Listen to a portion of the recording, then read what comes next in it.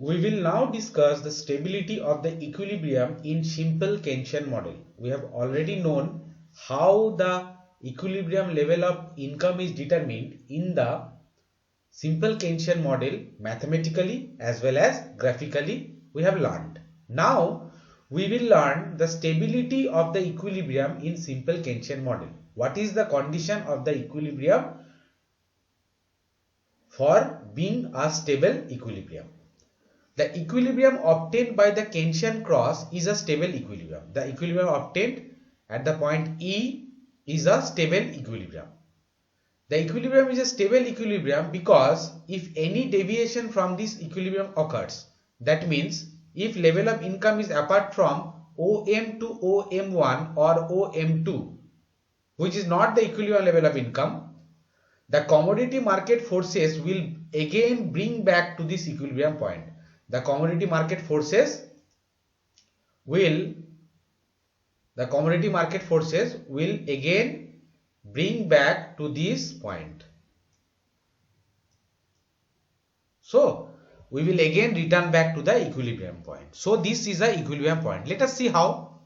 See, this is the 45-degree line, this is the autonomous investment line, this is the consumption function line. Adding the autonomous investment with the consumption function, the aggregate demand line just shifts parallelly upwards, whose slope is equal to the slope of the consumption function, and the equilibrium is obtained by the intersection of the 45-degree line and the aggregate demand line obtained by adding the consumption function and autonomous investment.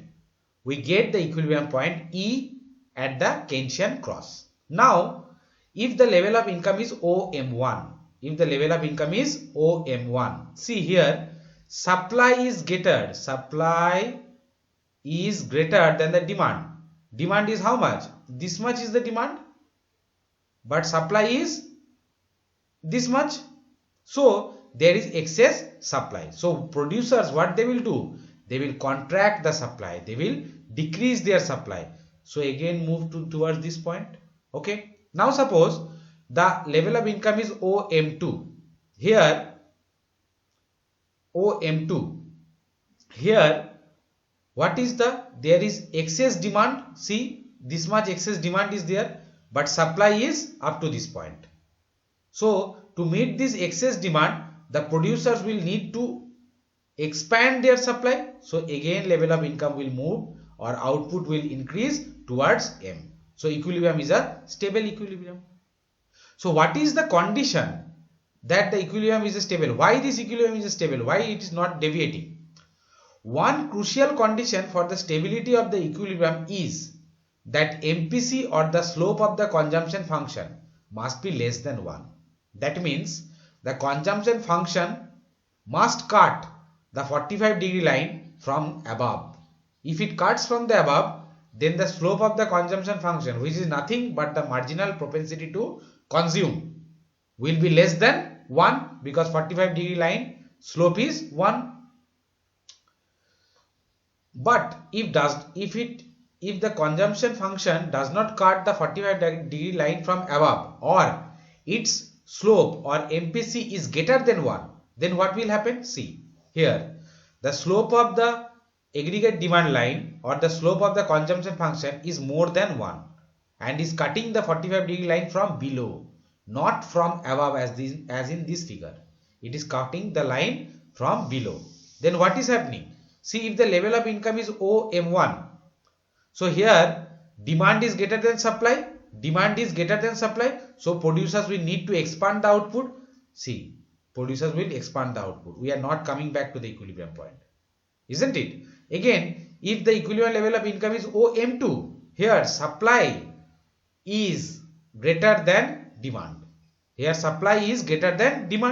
So producers need to contract the output. See, we are not coming back to this point. Why? Because here the slope of the consumption function is greater, or slope of the aggregate demand line is greater than the aggregate supply line and is cutting the 45-degree line from below. So the crucial condition for the stability of the equilibrium is that the marginal propensity to consume or the slope of the consumption function must be less than what? In other words, the aggregate demand curve must cut the 45-degree line from above. Let us explain the stability condition mathematically.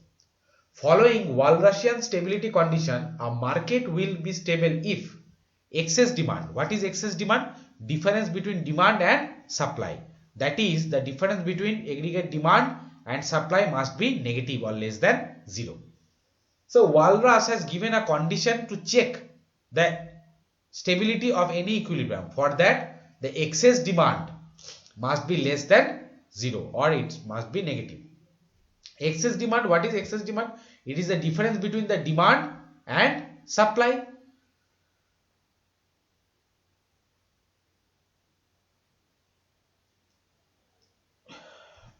Here it will be a plus sign. Sorry, it will be a plus sign. Okay. So see, excess demand means difference between demand and supply. So demand or aggregate demand is the sum of consumption function and autonomous investment, and supply is denoted by Y. So differentiating this difference with respect to what? Y, because Y is the only variable. We are getting C dot Y or the MPC. I dot is autonomous or constant, it will be 0 and minus 1. Y differentiated with respect to Y, we get 1. So C dot Y minus 1 less than 0. So we are bringing the Y this side. What is C dot Y? It is nothing but the MPC. So Walrasian stability condition states that the excess demand must be negative or MPC must be less than 1. Okay. So this is all about the stability of the equilibrium in simple Keynesian model of income determination.